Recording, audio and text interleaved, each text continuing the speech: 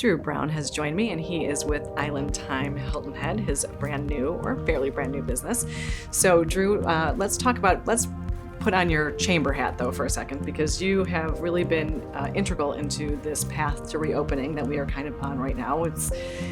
Things are settling down a little bit, things are reopening a little bit. Tell us about that process. Yeah, so through the Chamber of Commerce, I was asked to chair the Home and Villa community with a co-chair to reasonably, responsibly figure out ways that we could open the island again for guests, which is the primary business that we have here besides real estate.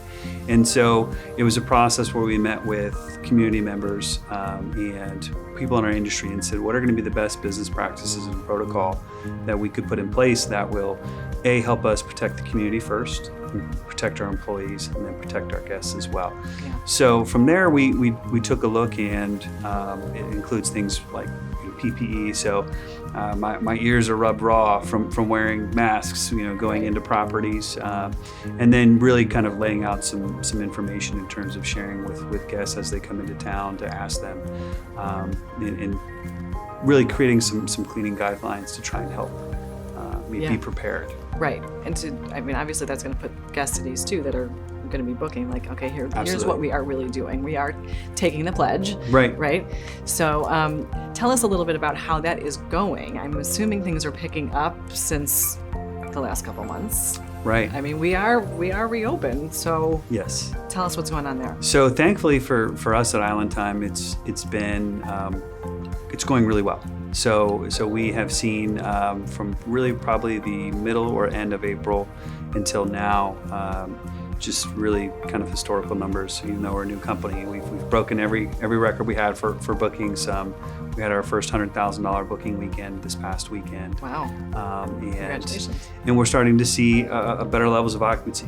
So and as we were just talking about off camera, we've actually been blessed enough to hire a few employees as well to be prepared. So we're gearing up and making sure that we're trying to do all we can to be prepared. As you said, making sure we have the cleaning products to get it all clean, and then going through those proper protocols that the other professionals have given us to make sure we're ready. Yeah. Well, congratulations on all of that. I think it's kind of exciting, even going through these tough times, that you can grow, you can thrive, and I'm happy to hear that with local businesses all across the board. So let's talk about, though, the occupancy rates and what you think we're going to see now for the rest of the summer. Sure. So right now, especially in the month of May and going into early June, you're going to see really heavy occupancy. A lot of that is due to the fact that Florida was closed for such a long period of time. So we're going to also see folks that we've never seen in Hilton Head or not in a long time. Right. And so for this first kind of go, there's going to be a lot more occupancy than we would normally see for this time of the year. But as we go through the year, I really think that we're still going to see a lot of folks coming to Hilton Head. Again, putting on my chamber hat, 76% of the people that come to Hilton Head are repeat visitors. Right. So we are lucky enough to have a strong destination in America's favorite island to be able to draw from guests. Now, will we see as many people? I don't think you'll see overall the amount of people for a prolonged period of time. I do think, especially with the uncertainties with schools and not knowing in those locations on when schools are going to start or what the fall is even going to look like, you'll probably see a tail off towards the end. But for right now, I think we're going to experience a really strong resurgence, and again, that's great for our local economy that so many businesses have been hurting for so long. Yes. But we're also in a position where we'll see that for a longer period of time.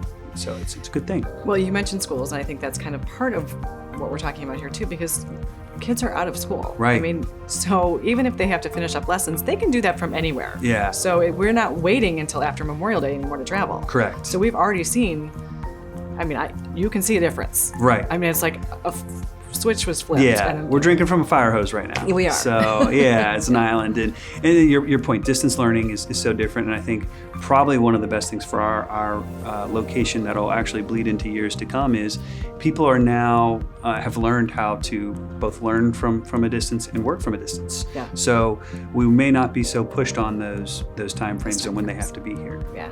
Well, Drew, thanks for being with us. It's always good to see you, and congratulations on your success. Thank you, Betsy.